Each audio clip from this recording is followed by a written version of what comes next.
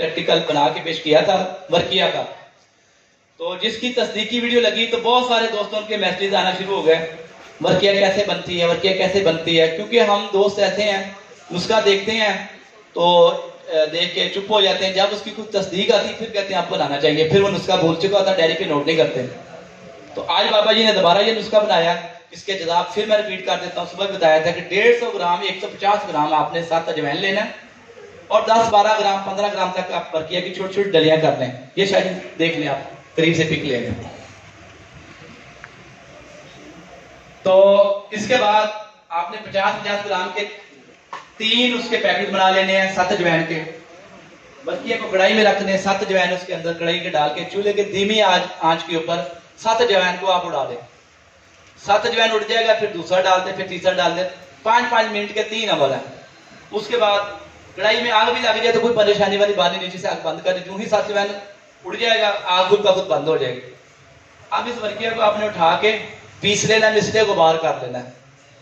तो ये वो वर्किया थी जिस बच्चे का ज़हनी तवाज़ुन खो गया था। वो हमारे हकीम बिलाल साहब की तस्दीकी वीडियो आ चुकी है चैनल के ऊपर।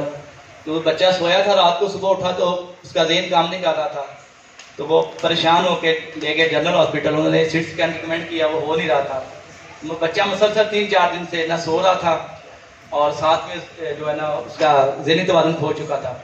तो हकीम बिलाल साहब मेरे पास आए और पूछने लगे कि सीटी स्कैन करवाने के लिए आप उधर कोई रेफरेंस है हॉस्पिटल में। मैं कि उसकी ज़रूरत नहीं है, बच्चे को बुलाएं।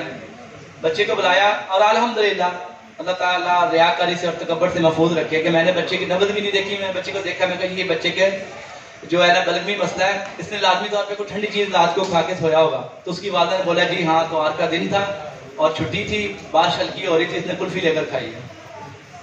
तो मैंने कहा जी इसको यही वर्किया दें और साथ में तरियाके मैदा, आधा माशा और इसकी 2-3 चावल बीच में रख के और एक रत्ती साथ गौदलती दे, ताकि उसके अंदर हरारत गरीबी बढ़े। मैं कहा ये रात को खा के सोएगा, असर के वक्त बच्चा आया था, इंशाल्लाह सुबह तंदुरुस्त उठेगा। और ऐसा ही हुआ अल्हम्दुलिल्लाह कि वो बच्चा रात को खा के सोया, सुबह उसका ज़हनी तवाज़ुन बिल्कुल ठीक था और वो उठा तो कहता जी मैंने क्रिकेट खेलने जाना है, और उसके बाद वो अल्हम्दुलिल्लाह बिल्कुल ठीक है। और इसी तरह उनकी सिस्टर थी बिलाल साहब की, तो उसके जिस्म में गिल्टियाँ बन चुकी थी खुश्की सर्दी की वजह से और साथ में ब्लड प्रेशर आ जाता था। तो उन्होंने यही वर्किया इस्तेमाल करवाई है। हब्बे सरिंजा हमारी जो मशहूर अद्वियात में से एक अद्विया है, जिसके अंदर सरिंजा 10 ग्राम है और पिपला मूल 5 ग्राम है, सरिंजा तलक 5 ग्राम है, सुंड 10 ग्राम है, काली मिर्च 5 ग्राम है, अफगान 5 ग्राम है, आधा ग्राम वो 2-3 चावल इसके सुबह शाम इस्तेमाल कराई है। अल्हम्दुलिल्लाह उसकी गिल्टियाँ भी खत्म हो गई हैं और अल्लाह के फजल से उसके बाद उसका ब्लड प्रेशर का तमाम मसला ठीक हो गया। अब उसको किसी दवाई की ब्लड प्रेशर की जरूरत नहीं है। अब इस चीज को नोट कर लें कि ब्लड प्रेशर बढ़ता है, डॉक्टर जाते नमक बंद कर देता है। अगर किसी का खुश्की सर्दी की वजह से बीपी हाई हो रहा है, उसको नमक देने से उसका बीपी कभी नहीं बढ़ता। ये चीज याद रखें।